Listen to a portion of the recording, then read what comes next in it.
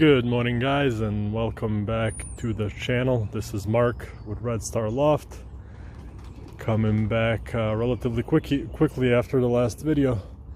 I got a story that I want to share with you, and it's a story that took place yesterday, so it's still very relevant. It was basically more or less right after I finished that video that I put up yesterday, maybe half an hour later or so. Can't exactly remember what happened, but basically the gist of it is gonna be just one of the big things that's the benefit of having your birds tamed. You know, you guys have seen me, my breeders in particular, you've seen me feeding them both feed and grit, especially grit, out of my hand, and you know, I've gotten them used to pretty much every single day. I come up to them, I open that aviary door, and I hold out some grit or some feed, and they come and they eat out of my hand. And then I go inside and I feed them, or I give them their grit. So they've gotten to be, you know, really calm, and they've gotten to know me quite a lot better, and they're much easier to handle when I'm in that section. So, you know, everybody has their own way that they feel about taming birds. Some guys are all for it, some guys are against it, but I'm gonna tell you why it really paid off for me. Because yesterday, as I was can't remember what I was doing out here, but I might have just been checking up on the birds. I was walking away, and as I turned around, right next to that ball on the other side of the fence, basically somewhere right here on the other side of the fence, I see a pigeon in the grass. And I was weirded out because yesterday I didn't let any birds out, so I didn't really know what was going on, but I thought it was just one of the young birds that didn't go inside in the previous couple days. So I go over, and what do you know, it's not one of the young birds, it's one of my breeders. Now, when she got out, how she got out, that part I really have no idea. She somehow snuck by me and managed to get out, but that's kind of besides the point, because she had gotten out, and she's one of my prisoners, and she wasn't supposed to be out. So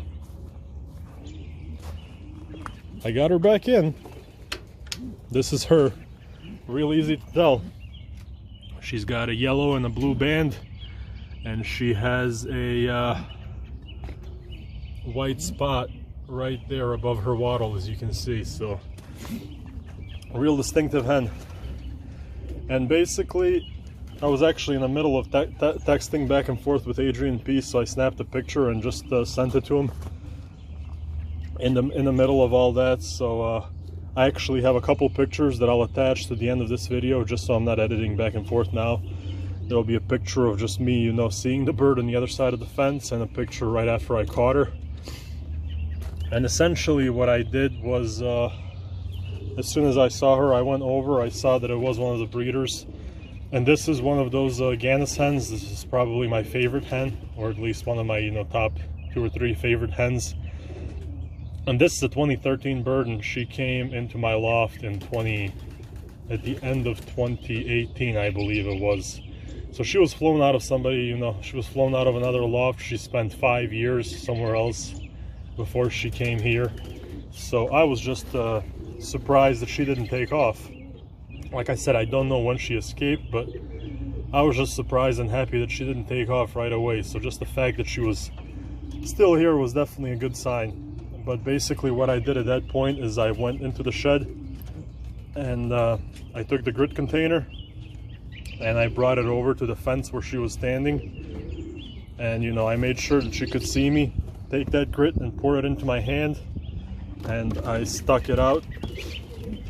I basically stuck my hand full of grit out right here, and she flew onto the fence post and basically ate that grit out of my hand. And as she was eating, I was able just to lightly grab her, and the problem was solved. And yeah, for about, you know, 3 to 5 minutes, I was freaking out. I thought, you know, as it would always happen with your favorite bird, something bad happens. So I thought, you know, she was a goner for sure. Like I said, I managed to snap a couple pictures. I'll put those at the end of the video, but thank God that I got these birds tame and used to me and used to hand feeding, because I was literally able to call her more or less. We'll let her back in now. I was able to call her more or less back into my hand and catch her and put her back in. So as you guys can see, I'm in the process of removing those nest fronts. There's her cockbird calling her.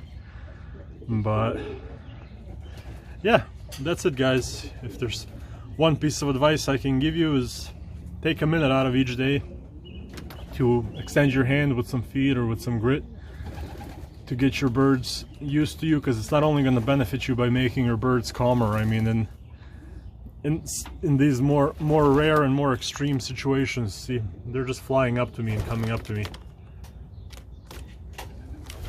In these rare situations, you know, it might save your birds. So that was it. Just wanted to tell you a quick story, share that with you real fast. So, you know, take it how you will, but all I can say was, you know, thank God that